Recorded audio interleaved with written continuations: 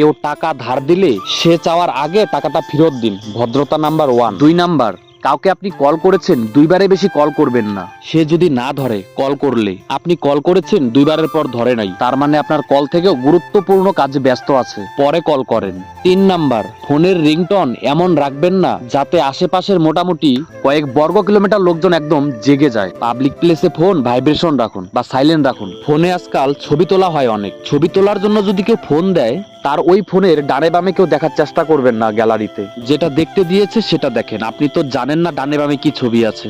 ওইভাবে দেখা ঠিক না। হাসপাতালে যদি কারোর সাথে দেখা হয় পরিচিত, তাহলে কখনোই কি কারণে হাসপাতালে আসছে, কি অসুস্থতা, এগুলো নিয়ে বেশি কথা বলবেন না। কারো ব্যক্তিগত অসুস্থতা নিয়ে তাকে বারবার জিজ্ঞেস করাটা বা তাকে জানতে চাওয়াটা আসলে ভদ্রতা না। সে যদি নিজে থেকে বলতে চায় তাহলে ঠিক আছে। একই জিনিস খাটে যে কোনো বাসে, ট্রেনে, পাবলিক প্লেসে কেউ যদি আগে নিজে থেকে কথা বলতে না আসে, ভাই আপনাদের দেশের বাড়ি কই, ছেলে মেয়ে কয়টা, কেমন আছেন, কোথায় যাচ্ছেন, এখানে কেন বসছেন, এই সিটে কেন, এত কথা জিজ্ঞেস করার দরকার নাই। কেউ যদি আপনাকে দুপুরের খাবারের জন্য বা রাতের খাবারের জন্য নিমন্ত্রণ করে, সে যত বড় লোকই হোক না কেন, আপনি মেনুর সবচেয়ে দামি খাবারটি অর্ডার দিবেন না। আপনাকে বলেছে অর্ডার দেন, কিন্তু আপনি তাকে বলবেন যে অর্ডারটা আপনি দেন। এটা একটা মিনিমাম ভদ্রতা।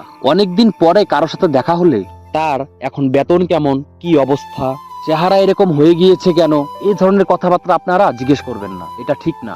তারপর অফিসে বা বিভিন্ন জায়গায় আপনি কথা বলতে গিয়েছেন, সে হয়তো কোনো কাজে ব্যস্ত, আপনি কথা বলেই যাচ্ছেন, সে হয়তো এটা বোঝাচ্ছে কোনো না কোনো ভঙ্গির মাধ্যমে সে এখন কথা বলার আগ্রহী না, তাকে তার মতো কাজ করতে দেন। এটা ইগোতে নেওয়ার কিছু নাই, সে হয়তো ব্যস্ত, অন্য একটা সময় আসেন।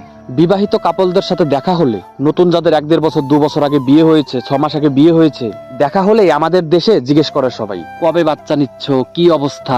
এত কথা বলার দরকার নাই, এটা তাদের ব্যক্তিগত ব্যাপার, যে সে এই নিয়ে কথা বলা উচিত না। হাসপাতাল, স্কুলের সামনে ইচ্ছা করে হর্ন বাজানো নিষেধ, এটা আমরা সবাই কম বেশি জানি, বাট যার গাড়ি যত বড় তার হর্ন তত বেশি।